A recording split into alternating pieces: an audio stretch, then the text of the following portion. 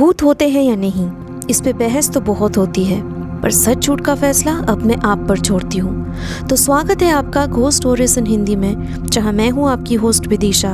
और अब से हर महीने के 13 और 28 को आप मुझे सुन पाएंगे एक्सक्लूसिवली ऑन स्पॉटिफाई। जहाँ पूरे आसपास में प्यार का माहौल था, वही उस साल मैं और मेरे सारे दोस्त सौरभ के लिए परेशान थे। मैं पूरे दिन बार बार उसका मोबाइल नंबर ट्राई करती रही, पर उसका number out of network area था। आज भी उस दिन की यादें ताज़ा है मेरे मन में, जब 15 फरवरी को हमें पता चलता है कि आखिर में हमारा डर जिस बात से था, मोहिनी उससे भी ज़्यादा खौफनाक सच साबित हुई। डर क्या होता है हम सब ने महसूस किया था जब हमने सौरभ की माँ को कॉल करने पर ये सुना कि सौरभ अपने मामा के घर में रात के अंधेरे में सीढ़ियों से गिरकर बेहोश हो गया था पिछली रात, और तब से वो होश में नहीं आया और उसे तेज बुखार है। बस कभी कभी बेहोशी में वो डर के मारे कुछ बड़बड़ा रहा था। कुछ दिनों के बाद जब वो अपने घर पे वापस आया, तब हम सब उससे मिलने उसके घर गए, और वहां जाकर हमने जिस सौरभ को देखा वो हमारे पहचान में नहीं आ रहा था। उसे देखकर ऐसा लग रहा था जैसे कि वो कई महीनों से बीमार सा है। आंखों के नीचे डार्क सर्कल्स, शक्ल पे अजीब सी बेचैनी छलक रही थी। मैंने हिम्मत करके उसको पूछा कि आखिर बात क्या है। अब तो वो फिजिकली काफी फिट है, फिर भी वो इतना डरा हुआ और कमजोर सा क्यों दिख रहा। इस बात का इससे पहले कि वो जवाब देता, शोमालू ने उसे रोकते हुए कहा, नहीं भाई, तुझे कुछ भी बोलने की जरूरत नहीं है, क्योंकि शायद मैं इसकी वजह जानता हूं, पर उसका नाम लेना भी खतरे से खाली नहीं। सौरभ ने थोड़ा चुप होकर कहा, पर आज मैं ये कहना चाहता हूं, घर पे किसी को बताने की हिम्मत नहीं रही, पर तुम लोगों को बोलकर शायद मैं थोड़ा हल्का महसूस करूं। बात उस रोज से शुरू हुई जब मैं मामा के यहाँ रहने के लिए आया था। पिछले रातों के जैसे मैं 13 फरवरी की रात खत्म होने के इंतजार में था कि कब 14 फरवरी रात के 12:30 बजे और मैं मोहिनी को अपनी दिल की बात बता पाऊं। मैं सच में उसके सादगी के लिए कुछ भी करने को तैयार था, सच्चा प्यार करने लगा था। मोहिनी भी शायद मेरे लिए फील करती होगी। यही सब सोचकर मैंने उस रात अपना मोबाइल उठाया और ठीक रात के 12:30 बजे उसका नंबर डायल किया। कुछ इधर उधर की बातें करने के बाद मैंने उसे कहा, मोहिनी, आज मैं तुमसे कुछ कहना चाहता हूं। तुम वादा करो कि चाहे कुछ भी तुम्हारा जवाब हो, पर तुम मुझे छोड़कर कहीं नहीं जाओगी। मोहिनी खिलखिलाकर हंसते हुए बोली, तुम चाहो भी तो मैं तुम्हें छोड़कर कहीं नहीं जाऊंगी सौरभ। वैसे भी आज तक मैंने कभी किसी का साथ नहीं छोड़ा है, भले ही सामने वाले ने लाख कोशिश की हो। मैं मोहिनी की बातों से खुश होकर मन में उम्मीद लिए प्यार से उसे बोला, Mohini, will you be my Valentine? मैं तुमसे बहुत प्यार करता हूं, पूरी जिंदगी मैं तुम्हारा साथ दूंगा, बस तुम एक बार हाँ कर दो। कुछ सालों बाद मैं अपने जॉब मिलने पर पेरेंट्स को भी मना लूंगा, मैं इतना बोलकर शांत हो गया क्योंकि मोहिनी पता नहीं क्यों जवाब नहीं दे रही थी। बिल्कुल एक सन्नाटा सा छा गया था। मैंने पूछा, क्या हुआ मोहिनी, तुम नाराज हो गई क्या? देखो, एक बार अपना जवाब दो। अगर तुम्हारा जवाब ना भी है तो भी कोई बात नहीं, मैं हमेशा की तरह दोस्त बनकर रहूंगा तुम्हारा। मोहिनी एक बार फिर से खिलखिलाकर हंसी और बोली, मेरा जवाब तुम्हें अभी मिल जाएगी और आज से मैं हमेशा के लिए तुम्हारी वैलेंटाइन बनकर रहूंगी। वादा रहा कि जहां भी रहूं रोज रात को मैं तुम्हारे पास आ जाऊंगी, जैसे अभी भी आ गई हूं तुम्हारे पास। मोहिनी की आखिरी कही हुई बातें मेरे समझ से बाहर थी। मैंने उसको पूछा, मतलब? मैं कुछ समझा नहीं। अभी आ गई हो मेरे पास तुम, इसका क्या मतलब है? मोहिनी ने कहा, मतलब तुमने ही मुझे कहा ना कि मैं तुम्हें कभी छोड़कर ना जाऊं।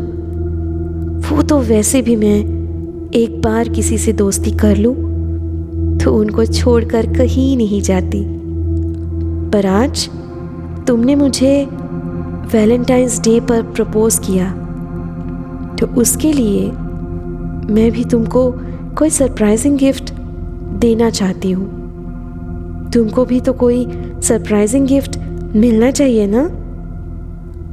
वही गिफ्ट तुम्हारी खिड़की के नीचे तुम्हारा इंतजार करते हुए दिखेगी। जरा खिड़की के पास जाओ और पर्दा हटाकर देखो तो। मैं इतना सुनकर थोड़ा सहम गया क्योंकि मोहिनी को मैंने अपना एड्रेस ही नहीं बताया था, तो मामा के घर के एड्रेस का तो सवाल ही पैदा नहीं होता। यहाँ तक कि उसे पता भी नहीं था कि मैं मामा जी के घर पे आया हुआ था। मैंने धीरे धीरे अपने रूम के खिड़की के पास पहुंचकर जैसे ही पर्दे को हटाया और सड़क पर नजर डाली तो मुझे वहां लाल साड़ी में जैसे किसी दुल्हन के लिबास में कोई खड़ी हुई दिखी। उसके शक्ल के ऊपर बाल बिखरे हुए थे जिसकी वजह से उसकी शक्ल दिख नहीं रही थी अच्छे से। मैं कुछ समझने की कोशिश करता उससे पहले ही मेरे कानों में मोहिनी बोली, क्या हुआ, कैसा लगा मेरा सरप्राइज? आ गई ना तुम्हारे पास? देखो, दुल्हन के लिबास में आई हूं। कैसी लग रही हूं मैं? मेरी शक्ल अच्छे से दिख नहीं रही होगी, है ना? रुको, मैं थोड़ा और करीब आती हूं, तब शायद बता पाओगे कि मैं कैसी लग रही हूं।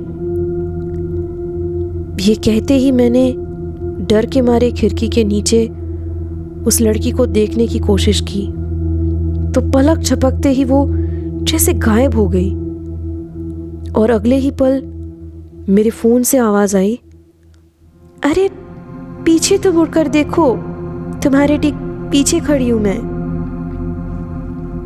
मोहिनी का इतना कहना हुआ और मैंने अपने पीछे धीरे धीरे मुड़कर नजरें उठाई तो उस नाइट लैंप में मुझे अपने सामने वही लड़की दिखी जो अब तक सड़क के ऊपर खड़ी थी, पर इस बार वो अपने बालों को उंगलियों से अपनी शक्ल से हटाने लगी तो मैंने देखा कि वो और कोई नहीं, मोहिनी थी। मैं चिल्लाने ही वाला था कि वो पलक झपकते ही मेरे एकदम नजरों के सामने पहुंच गई। मैं डर के मारे वहां से भागने लगा और नीचे मामा के कमरे की तरफ जाने के लिए सीढ़ियों से जल्दी जल्दी उतरने लगा, पर अचानक मुझे पीछे से उसकी आवाज सुनाई दी, मैं तो तुम्हारे साथ हूं, भागकर मुझसे अलग कैसे हो जाओगे?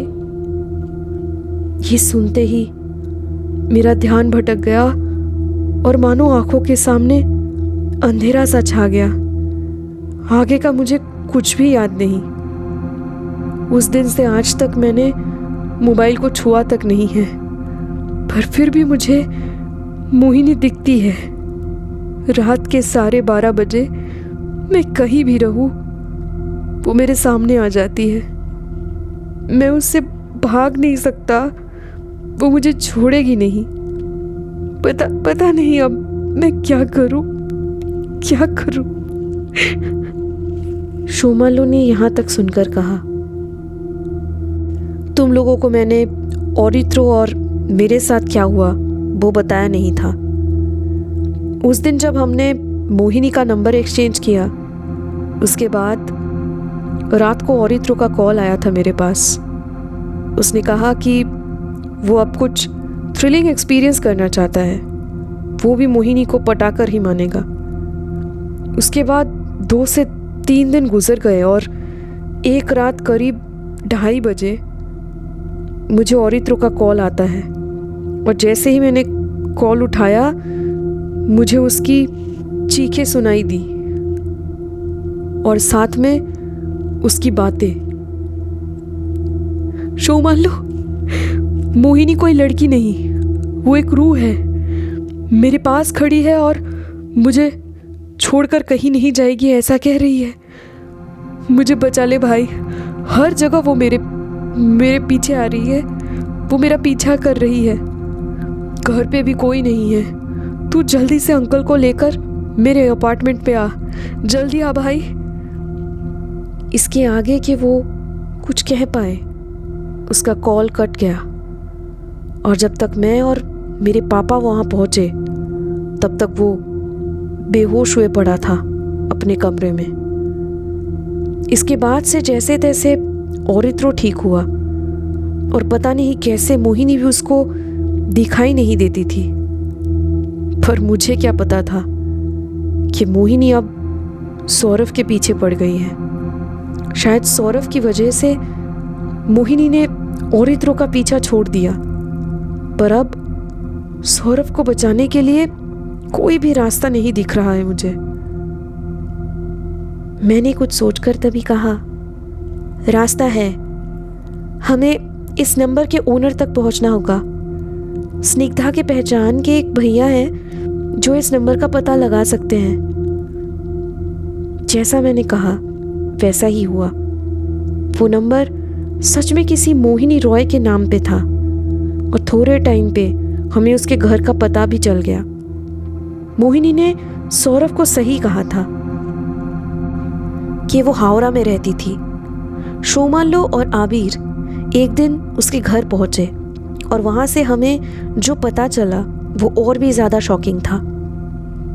मोहिनी दरअसल 2 साल से गुमशुदा थी।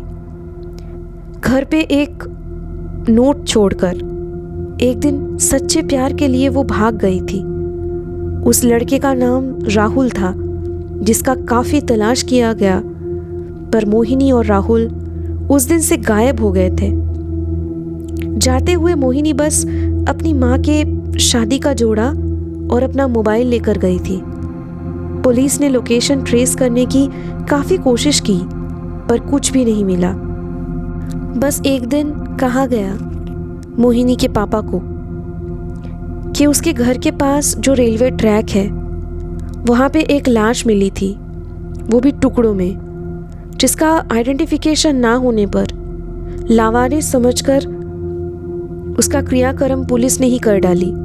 सब कुछ सुनने के बाद बाकी लोगों को डर लगा या नहीं ये तो नहीं पता, पर मैं बहुत दुखी हो गई थी। मुझे पता चल गया था कि वो बेचारी मोहिनी किसी मकसद से नहीं बल्कि अकेलेपन के डर से आज भी सच्चे प्यार की तलाश में है। थोड़ा और सवाल करने पर मोहिनी के पापा ने बताया कि वो 14 फरवरी को ही घर से निकली थी। मैं ये चाहती थी कि मोहिनी के अतृप्त आत्मा को मुक्ति मिले, पर वो मेरे और मेरे दोस्तों के अकेले के बस की बात नहीं थी। इसलिए मैंने पहले अपने भाई को और बाद में अपने पापा को सब कुछ बताने का फैसला किया। बस वही थे जिनको मेरी बातों पे भरोसा था, क्योंकि वो भी आत्माओं और रूहों के अस्तित्व पे भरोसा करते थे। मेरे पापा ने मोहिनी की आत्मा के लिए एक पुरोहित से बात की और उस पूजा में मोहिनी के पिता भी शामिल हुए। सबने मिलकर उसके आत्मा की मुक्ति के लिए प्रार्थना की और आखिर में सौरभ को भी एक दिन वो दिखना बंद हो गई। पर आज भी मुझे ये किस्सा याद करके उतना ही डर लगता है जितना उस वक्त महसूस हुआ था। ये थी आज की पैरानॉर्मल कहानी। आई होप आपको ये पसंद आई होगी। आज ही घोस्ट स्टोरीज इन हिंदी को स्पॉटिफाई पे फॉलो करें, जहां मैं आपके लिए लाऊंगी ऐसी कहानियां जो आपके डर के परिभाषा को बदल के रख देगी।